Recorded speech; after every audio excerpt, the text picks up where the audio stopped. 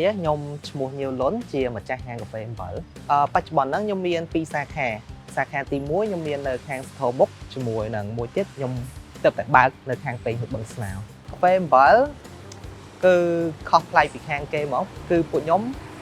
ធ្វើកាហ្វេខ្លួនឯងកាហ្វេពួកខ្ញុំឆុងហ្វីនហើយជាមួយនឹងគ្រឿងផ្សំផ្សេងទៀតដែលពួកខ្ញុំមាននៅក្នុងហាងគឺសុទ្ធតែធ្វើខ្លួនឯងទាំងអស់គឺមុនដំបូងគឺពួកខ្ញុំទៅដើរលេងនៅប្រទេសវៀតណាម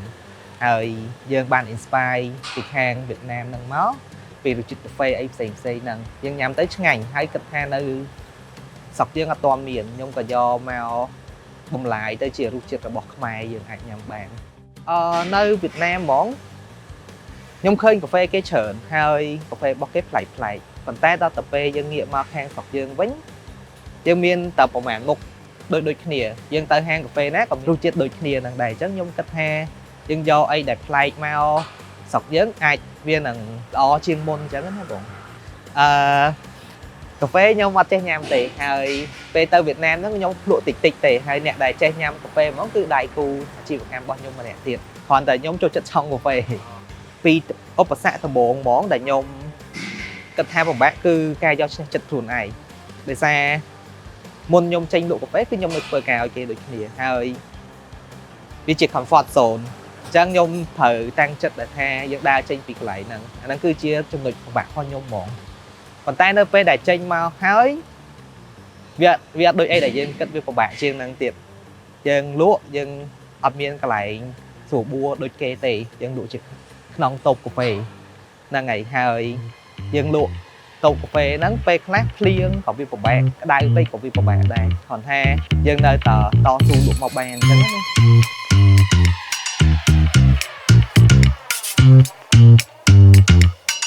សម្រាប់បោះបង់ខ្ញុំអត់ដែរគិតទេដោយសារមុនពេលដែលខ្ញុំសម្រេចចិត្តចេញមករហហ្នឹងគឺខ្ញុំមានគោលបំណងថាខ្ញុំចង់បើកវាកាន់តែធំគ្រាន់តែវាពិបាកតិចមែនតែខ្ញុំនៅតែទ្រាំបានហើយព្យាយាមមកដល់បច្ចុប្បន្នហ្នឹងដោយសារកាហ្វេដែលពួកខ្ញុំធ្វើនេះគឺយើងមានជាប្រភេទ signature ដែលយើងលាយជាមួយនឹង cream អញ្ចឹង cream ដែលពួកខ្ញុំយកមកធ្វើហ្នឹងគឺដាក់ជាមួយនឹងកាហ្វេម៉ាស៊ីនគឺអត់ឆ្ងាញ់ទេខ្ញុំធ្លាប់សាកច្រើនវិធីហើយវិធីចុងក្រោយដែលខ្ញុំធ្វើហ្នឹងគឺយើងឆុងជាមួយនឹង fin ហើយពេលដែលឆុងទៅរសជាតិវាគឺប្លែកឆ្ងាញ់ហើយកាហ្វេរបស់ខ្ញុំដែលយកមកប្រើហ្នឹងគឺសិតតែកាហ្វេគ្រាប់ដែលយើងកិនហើយយើងអត់ឆុងតាមរបៀបម៉ាស៊ីនគឺយើងយកមកដាក់ fin វិញសម្រាប់ signature របស់ពួកខ្ញុំការពីបើកដំបូងគឺពួកខ្ញុំមាន2យើងមានប្រភេទកាហ្វេអំបិលនិងកាហ្វេពងមាន់កាហ្វេអំបិលគឺឈ្មោះកាហ្វេរបស់ពួកខ្ញុំហ្មងដែលពួកខ្ញុំយកមកដាក់ហ្នឹងដោយសារវាជា signature ដើមហើយវាជាកាហ្វេដែល inspire ខ្ញុំចង់មកបើកកាហ្វេហ្នឹងបាទហើយនឹងរសជាតិមួយទៀតដែលខ្ញុំទៅបញ្ចេញថ្មីគឺយើងធ្វើទៅជា matcha តៅហ៊ូហ្នឹងគឺថ្មីតែម្ដងសម្រាប់ខាងពួកខ្ញុំ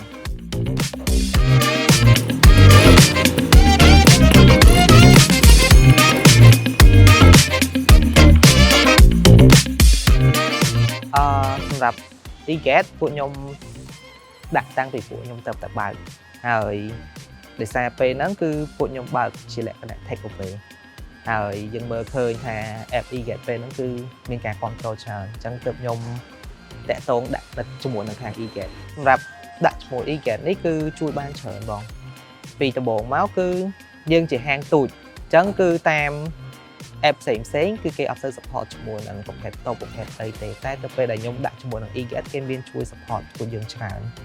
ដូចជាការប៊ូសនៅក្នុងការលក់យើងធ្វើ promotion អីផ្សេងគេជួយខុសជួយអីអញ្ចឹងគឺវាជួយមួយផ្នែកធំសម្រាប់ហាងរបស់ខ្ញុំនៅពេលដែលខ្ញុំបើកដំបូងហ្នឹងឯ